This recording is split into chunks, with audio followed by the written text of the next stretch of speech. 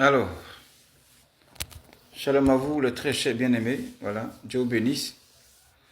C'est le prophète Prince Jérémie de l'UPPNCI, l'Union des paroles des prophètes des nations de Côte d'Ivoire, voilà, qui va s'implanter dans toutes les nations, là où règnent les vrais prophètes, afin d'être les porte-parole de Dieu auprès des hommes politiques, auprès des États, afin de révéler la politique divine de Dieu pour que l'humanité, voilà, se porte bien.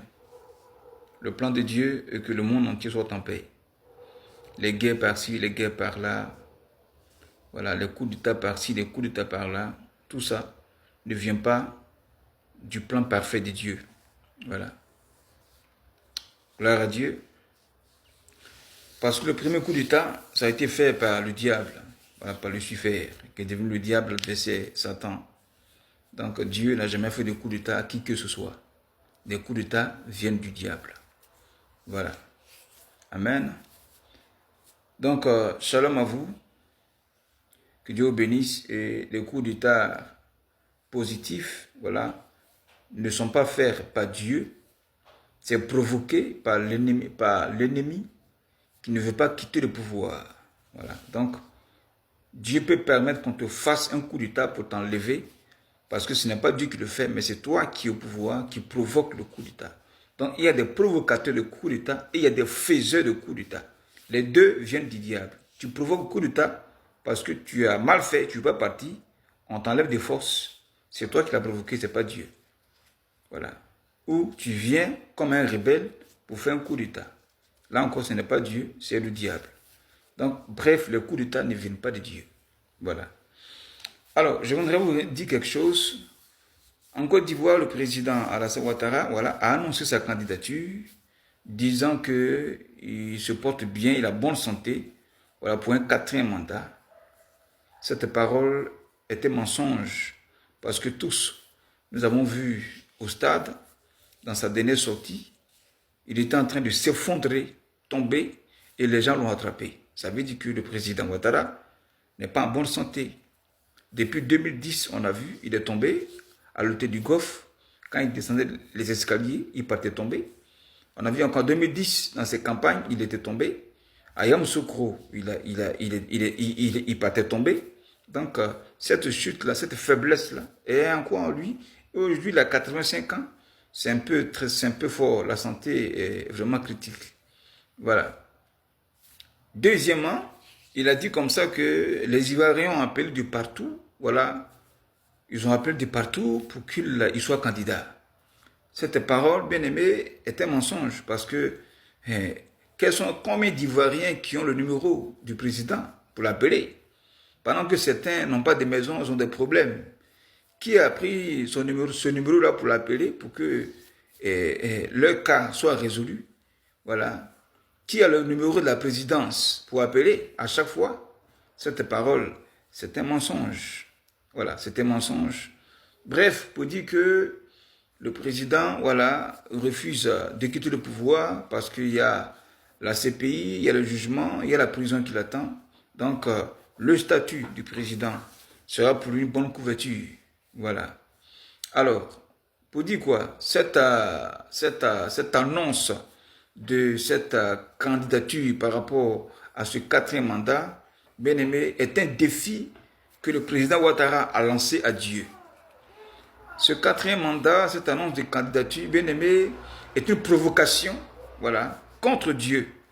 Pour dire que le président Ouattara est arrivé au pouvoir par la volonté de Dieu, comme le roi Nebuchadnezzar, ennemi d'Israël, que Dieu avait envoyé pour châtier, pour éprouver Israël et les amener en exil pour 70 ans. C'était une prison. Dieu a permis que l'ennemi d'Israël arrive pour le châtier. Et c'est comme ça que le président Ouattara est arrivé, voilà, pour éprouver la Côte d'Ivoire, pour châtier les Ivoiriens, pour les corriger. Donc Dieu a déporté les Ivoiriens dans un désert, à la tête le président Ouattara pour éprouver les Ivoiriens, pour les mener une vie dure. C'est comme vous avez vu des morts, des prisons, l'exil. Voilà, tout ça faisait partie du plan du châtiment de Dieu. C'est un temps d'épreuve et ce désert-là a pris fin. Donc quand ce désert, Dieu met fin au désert et met fin aussi à celui qu'il a établi pour le désert, pour l'épreuve. Donc Dieu l'enlève. Donc cette candidature est une provocation, voilà, contre Dieu. C'est un défi qu'il a lancé à Dieu. Et comme c'est Dieu qui établit les rois, c'est Dieu qui établit les autorités, alors Dieu l'a déjà enlevé. Voilà, Dieu a déjà enlevé le président Ouattara au pouvoir. Spirituellement, ce n'est plus lui qui règne sur la Côte d'Ivoire. C'est l'armée qui règne sur la Côte d'Ivoire. L'armée qui est le symbole du pouvoir de Dieu. C'est pourquoi Dieu s'appelle l'Éternel des armées. Voilà.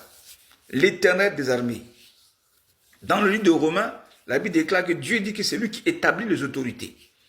Quand vous lisez encore dans 1 Samuel, voilà, à partir du chapitre 15, 16, 17, voilà, vous allez voir que le roi Saül, voilà, dans sa désobéissance, voilà, Dieu s'était retiré de lui.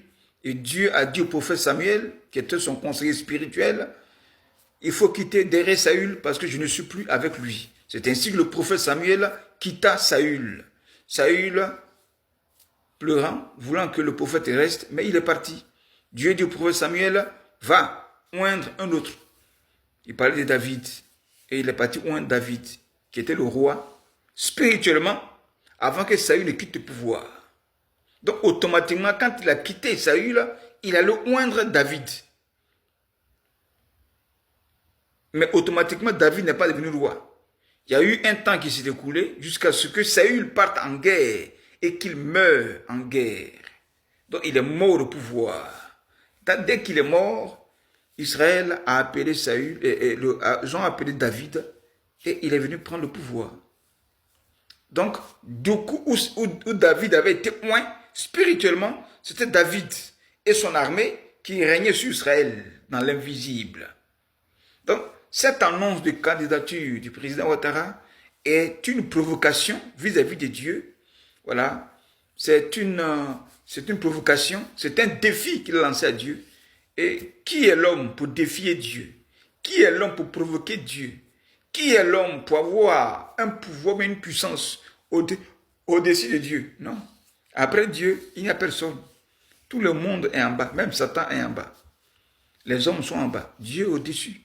Et c'est lui qui établit les autorités. Donc, il te place quand il veut, il t'enlève quand il veut. Tu ne peux rien faire. Donc, l'armée qui est là, elle est déjà au pouvoir. Si l'armée aujourd'hui sort contre le président Ouattara, il ne peut rien faire. Même s'il a un pistolet, même s'il a une calache, il ne peut rien faire devant toute l'armée. Il va se rendre, il va s'allier. Donc, c'est l'armée qui est au pouvoir. Dites-vous, Ivoiriens, que déjà, la transition militaire a déjà commencé. Dans l'ombre. La transition militaire a déjà commencé jusqu'à ce que le feu vert soit donné et que l'armée prenne le pouvoir en Côte d'Ivoire. Et c'est l'armée qui va organiser les élections. Et le président Gbagbo qui va gagner. Voilà. Ce n'est pas que Patrice Chéri va gagner, mais c'est lui que Dieu a établi. Ça, ce n'est plus à cacher. Parce que quand Dieu finit de prouver un individu, après l'épreuve, et que tu n'as pas désobéi, Dieu te bénit, il te restaure. Donc après l'épreuve du président Gbagbo, Dieu maintenant va le restaurer, il va le rétablir. C'est la loi de l'épreuve. Quand il t'éprouve, il te bénit. Voilà, donc son temps d'épreuve est fini, son temps de restauration est arrivé. Voilà, donc l'armée va organiser les élections, ils vont refaire la liste électorale, tout le monde sera candidat, et le président Gbagbo, tous les Ivoiriens, Dieu a mis ça dans leur cœur, ils vont aller le voter. Et c'est comme ça qu'il sera au pouvoir. Et il va achever ses 5 ans. Donc il partira en 2030. Voilà. Il partira se reposer. Et la capitale sera délocalisée. Voilà, Yamoussoukro, avec toutes les institutions. Le palais présidentiel Yamoussoukro va s'achever. Le palais des députés aussi sera restauré. Et la Côte d'Ivoire repartira sur de nouvelles bases. Et va rejoindre l'AES, la monnaie africaine. Voilà, que l'AES va établir à travers tous les pays qui vont s'associer, sera faite. Donc, shalom à vous. Dites-vous, Ivoiriens, que l'armée est au pouvoir, la transition militaire a déjà commencé. Que Dieu bénisse la Côte d'Ivoire, vive la liberté, shalom à vous.